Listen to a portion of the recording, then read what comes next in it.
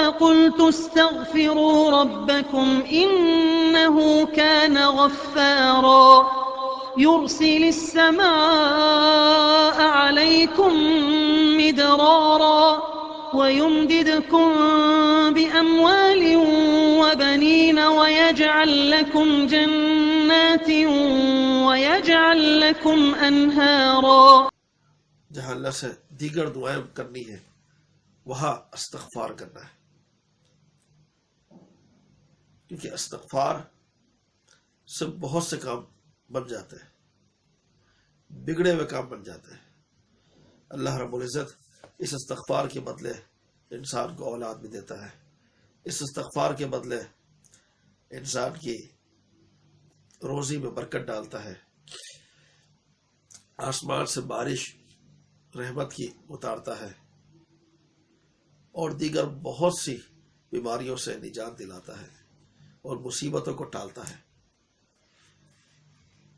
ایک مشہور واقعہ ہے، امام حسن البصری رحمہ اللہ کا اپنی مجلس میں بیٹھے ہوئے تھے، ایک شخص آیا ان کے پاس اور کہنے لگا کہ یہ حسن میرے اولاد نہیں ہوتی، کوئی وظیفہ بتلائے. آپ نے کہا استغفار کیا کرو.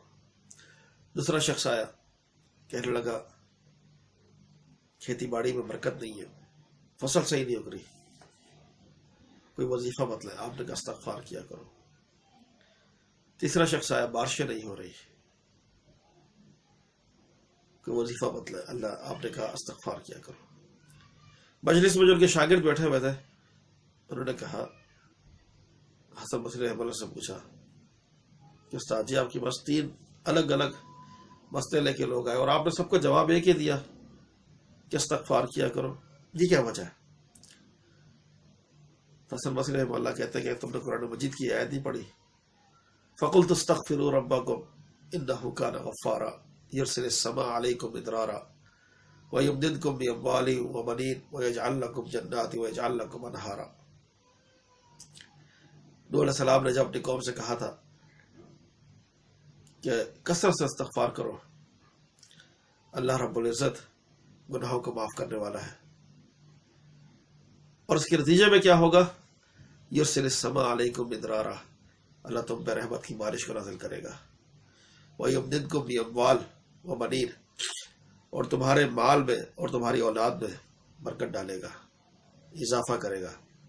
وَيَجْعَلْ لَكُمْ جَنَّاتٍ وَيَجْعَلْ لَكُمْ أَنْهَارًا، اور تمہارے لیے باغات اور کھیتی کی فراوانی پیدا کر دے گا. تو استغفار بہت اہم ہے. وضو کریں، کثرت سے استغفار کریں. استغفر اللہ ربی من کل ذنب واتوب الیک. اسی بات پہ اکتفا کرتا ہوں. اگر آپ میری بات سے متفق ہے تو اس ویڈیو کو شیئر کریں، اس بات کو آگے سے آگے پھیلائیں تاکہ دوسرا شخص بھی اس سے مستفید ہو سکے.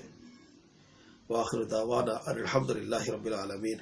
والسلام علیکم ورحمۃ اللہ وبرکاتہ.